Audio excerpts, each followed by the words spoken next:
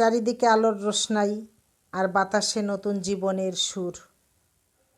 গত রাতটা ছিল ঠিক তেমনই মোহময়। জীবনের পথে দুই হৃদয়ের মিলে যাওয়ার এই যে মুহূর্ত, তা তো কেবল নিয়ম নয়, বরং এক পবিত্র বন্ধনের উদযাপন। টেবিলে বসতেই চোখে পড়ল একটি সুন্দর মেনু কার্ড, যেখানে নবদম্পতির হাসি মুখ যেন আগত অতিথিদের এক অদ্ভুত উষ্ণতায় অভ্যর্থনা জানাচ্ছে। ক্ষুধা আর কৌতূহল নিয়ে অপেক্ষার অবসান হলো। পাতে একে একে নামতে শুরু করলো সব আয়োজন। শুরুতেই নরম তুলতুলে নানপুরি আর মশলাদার চানা মশলার যুগলবন্দি যেন জিহ্বায় একটা উৎসবের আমেজ ছড়িয়ে দিল। ঠিক তারপরেই গরম গরম মুচমুচে ফিশ ফিঙ্গার আর সাথে টাটকা স্যালাড। ভোজন বিলাসের এই তো সবে শুরু।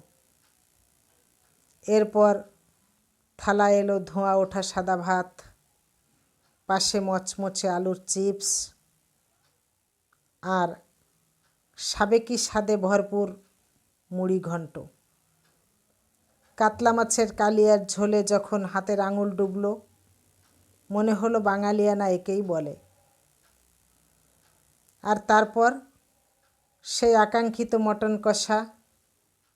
যাদের মটন পছন্দ নয় তাদের জন্য ছিল চিকেন।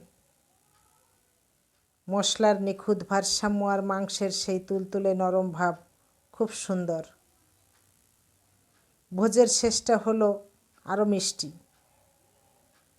বিভিন্ন ফলের চাটনি দিয়ে মুখের স্বাদ বদলে যেতেই পাতে এলো রসগোল্লা আর নরম সন্দেশ।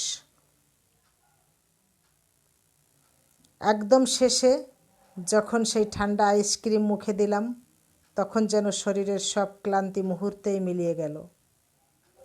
আর হ্যাঁ, মুখশুদ্ধি হিসেবে হজমোলা তো ছিলই। খাবার তো দস্তুর মতো ভালো ছিলই, তবে সবচেয়ে বেশি তৃপ্তি ছিল নতুন এই দম্পতির পথ চলা দেখে। ভালোবাসা আর একে অপরের প্রতি বিশ্বাস নিয়ে তাদের জীবন হয়ে উঠুক আগামীর জন্য এক সুন্দর উদাহরণ।